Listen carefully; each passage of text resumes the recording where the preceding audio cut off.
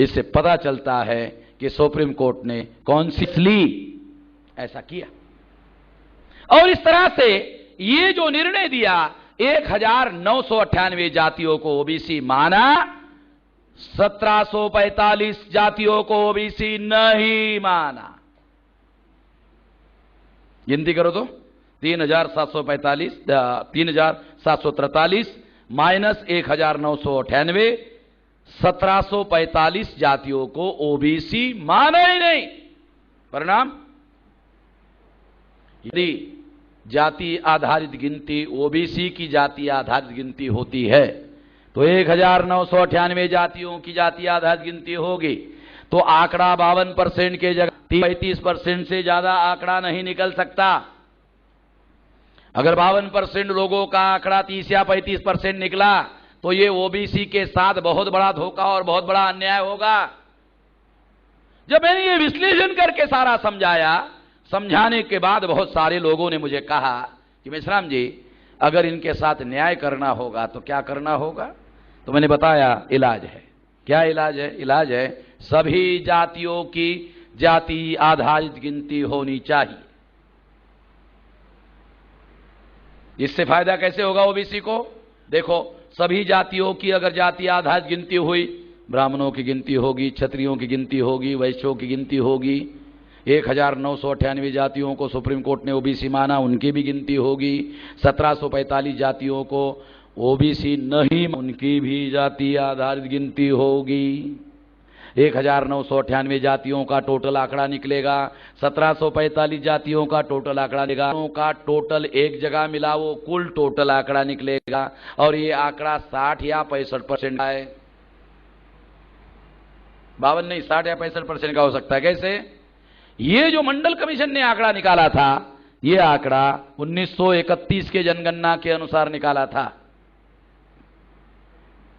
14 अगस्त 1947 को भारत आजाद हो गया।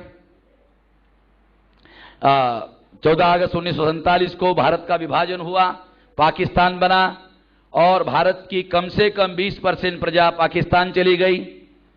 100 में से 20% प्रजा जब पाकिस्तान गई तो भारत में 31 के जनगणना के अनुसार 80% प्रजा भारत में रही। परसेंटेज निकालने का संख्या शास्त्र का सिद्धांत है कि 100 के आधार पर ही परसेंटेज निकाला जाता है, 80 के आधार पर परसेंटेज नहीं निकाला जाता है। इसलिए 80% का क्या करना होगा? 80 को खींचकर 100 बनाना होगा। 80 को ऐसा खींचना होगा तो 100 बनाना होगा। तो 80 के अंदर जो 52 है उसको भी खींचना होगा। 80 को खींचोगे तो उसके अंदर जो 52 है उसको भी खींचना होगा। जब 52 को खींचोगे तो वो 60 और 65% तक हो सकता है। मान लो ये 20% है, उसमें 50% आधा 10% मिला दो, 52 और 10 62 हो जाएगा।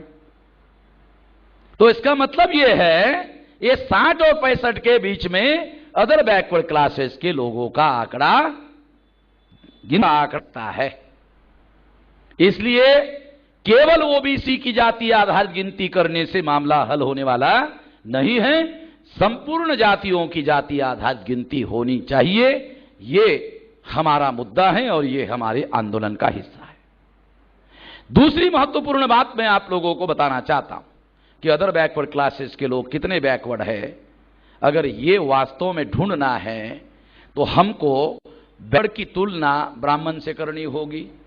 जो सबसे ज्यादा अगड़ा है उसके साथ जो सबसे ज्यादा पिछड़ा है उसकी तुलना करनी होगी। तुलना करने के बाद पता चलेगा कि आखिर बैकवर्ड कितना है। इसके लिए ब्राह्मणों का जातीय आधारित गिनती होनी चाहिए। फॉर एग्जाम्पल, अब सरकार ने यही के अनुमान करके समझाता हूं। 1000 ब्राह्मणों में 900 ब्राह्मण ग्रेजुएट, यानी पढ़े लिखे का मुद्दा नहीं ले रहा हूं, ग्रेजुएट के लिए पहली क्लास में जहां गया हुआ आदमी भी पढ़ा लिखा माना जा सकता है, मगर उसका कोई मीनिंग तो बनता नहीं है। इसलिए 1000 ब्राह्मणों में 900 ब्राह्मण ग्रेजुएट, 1000 ओबीसी में 90 ओबीसी ग्रेजुएट, मान लो ऐसा आंकड़ा निकला, सरकार ने बताया नहीं, छुपा के इसलिए अनुमान का सहारा ले रहा हूं। अगर यदि ऐसा आंकड़ा निकला तो क्या होगा, 90 × 10 = 900। इसका मतलब यह है बैकवर्ड लोग, ओबीसी लोग ब्राह्मणों के तुलना में 10 गुना पिछड़े हैं। ये समझ में आएगा? ऐसा होगा।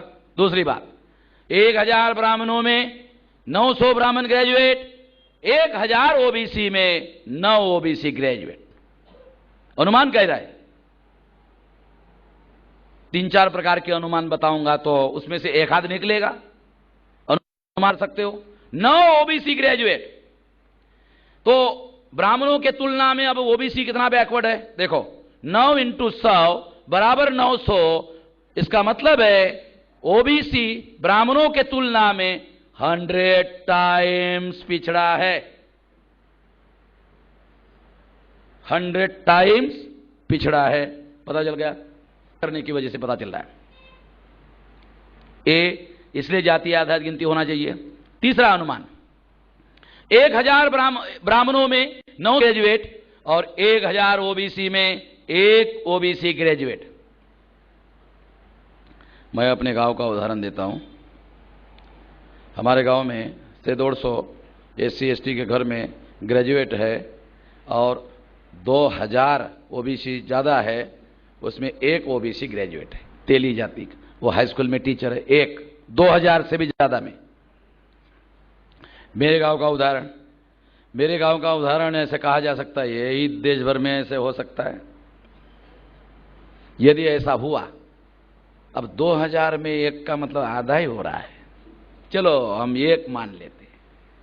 1000 ओबीसी में 1 ओबीसी ग्रेजुएट, 1 × 900 = 900। इसका मतलब है कि ओबीसी ब्राह्मणों के तुलना में 900 टाइम्स पिछड़ा है।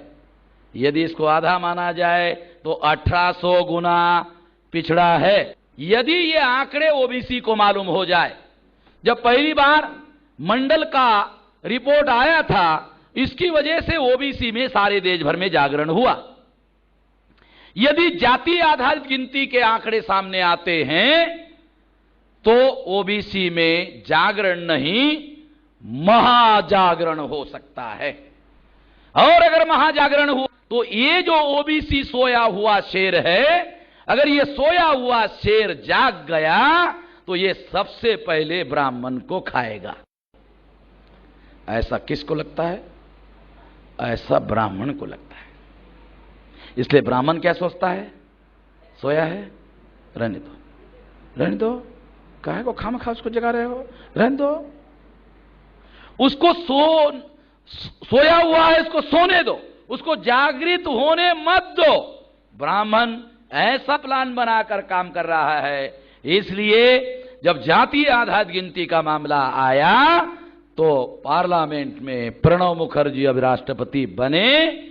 उसने पहले बायोमेट्रिक तरीके से धोखाधड़ी करने की कोशिश की, बाद में कहा 9 फरवरी 2011 से होगी, फिर नहीं किया, फिर 18 और 19 मई के कैबिनेट में निर्णय लिया 1 जून 2011 को होगा, ये निर्णय किया।